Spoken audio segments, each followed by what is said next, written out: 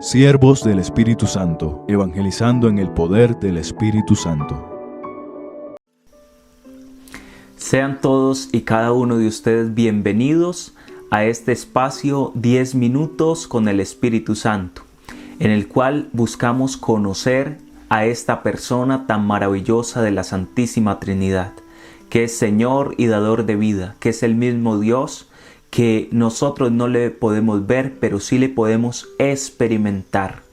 El Espíritu Santo de Dios es digno de ser conocido, amado, invocado por cada uno de nosotros como cristianos, como católicos. Por eso es muy importante conocer estas catequesis acerca del Espíritu Santo. En esta catequesis, que es ya la versión número 20, vamos a ver el primer querigma.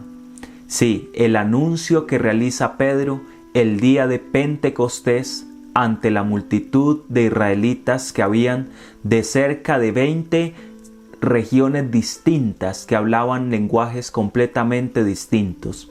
Y por eso vamos a empezar hablando de la promesa que les había hecho Jesús.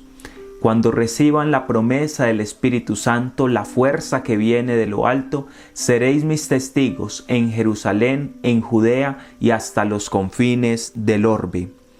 Y como dice el Papa Juan Pablo II, el día de Pentecostés se cumplen las palabras de Jesús, porque ese día Pedro se constituye en testigo veraz de Jesucristo vivo y resucitado.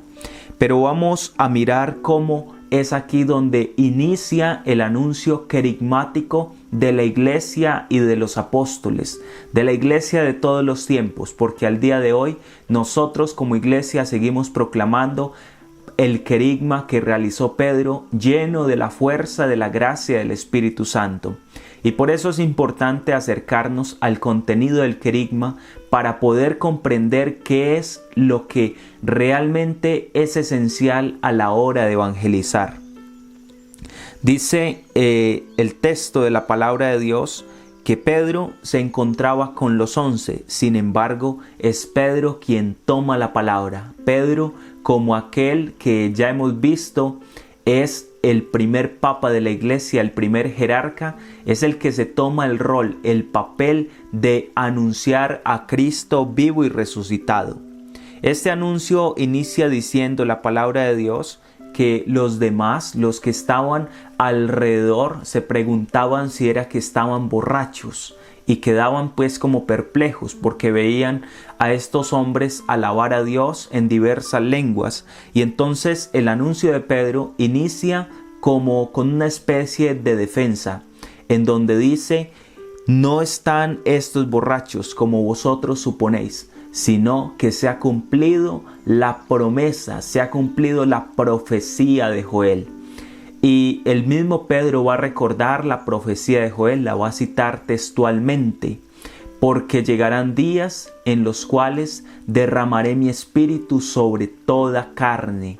Y esta profecía de Joel tiene, por así decirlo, una primera dimensión, que es la dimensión de el universalismo del derramamiento del Espíritu Santo.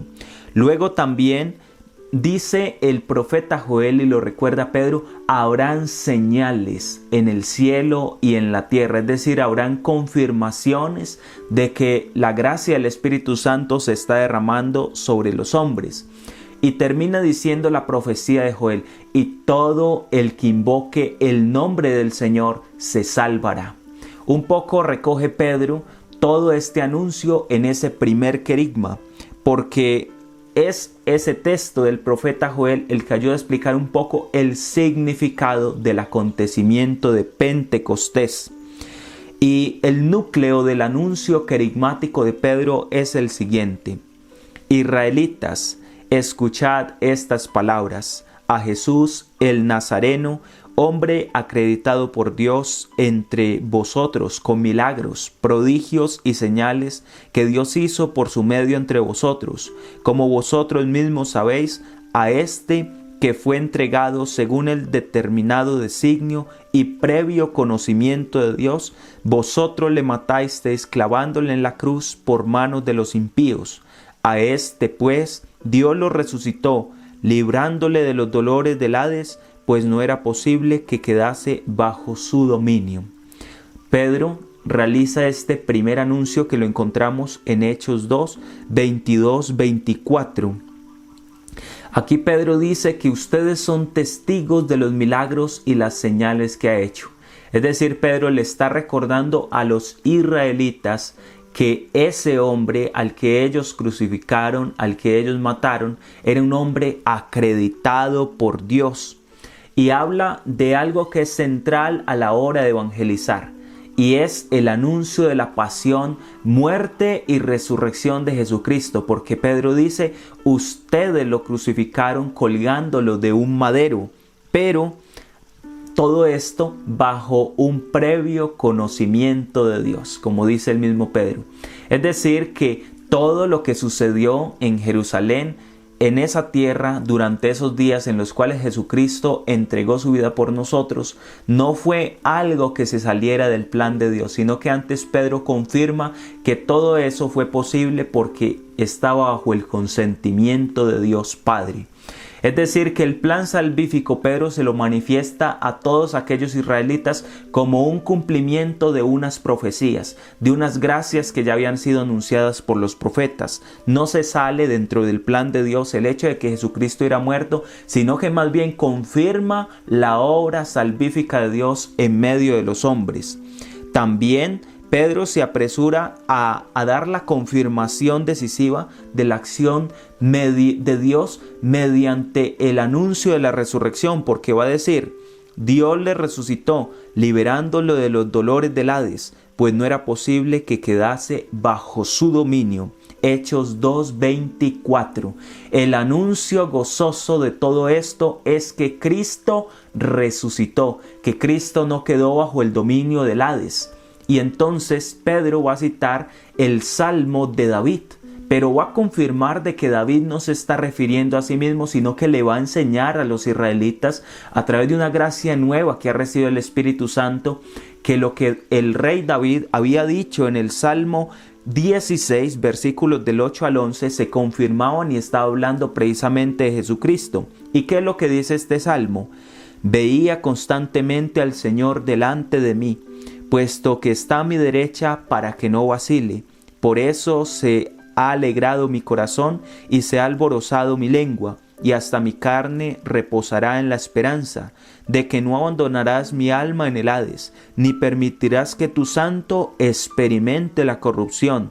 Me has hecho conocer caminos de vida, me llenas de gozo con tu rostro. Allí se da cuenta que Pedro cita el Salmo de David porque dice que el justo no conocerá la corrupción. Y ese salmo se está refiriendo precisamente al único justo. ¿A quién? A Jesús de Nazaret. ¿Y cómo es que Pedro concluye este anuncio, este primer querigma, este anuncio gozoso de la buena nueva? Diciendo, a este Jesús Dios lo resucitó, de lo cual todos vosotros somos testigos. Y exaltado a la diestra de Dios, ha recibido del Padre el Espíritu Santo prometido y ha derramado lo que vosotros veis. Sepa pues con certeza toda la casa de Israel que Dios ha constituido Señor y Cristo a este Jesús a quien vosotros habéis crucificado.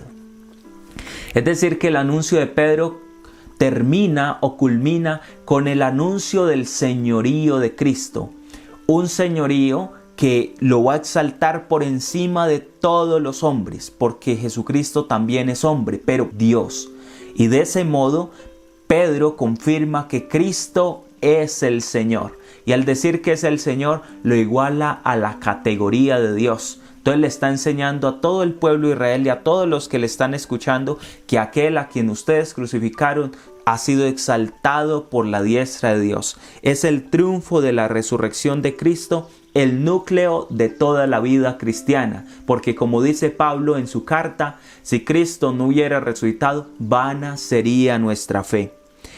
El testimonio de Pedro, esa profesión de fe en Cristo vivo y resucitado, es la confirmación de que el Espíritu Santo se ha derramado y está actuando en medio de ellos. Pues como dice Pablo, solamente que una persona puede decir Jesús es Señor si es movido por la fuerza del Espíritu Santo.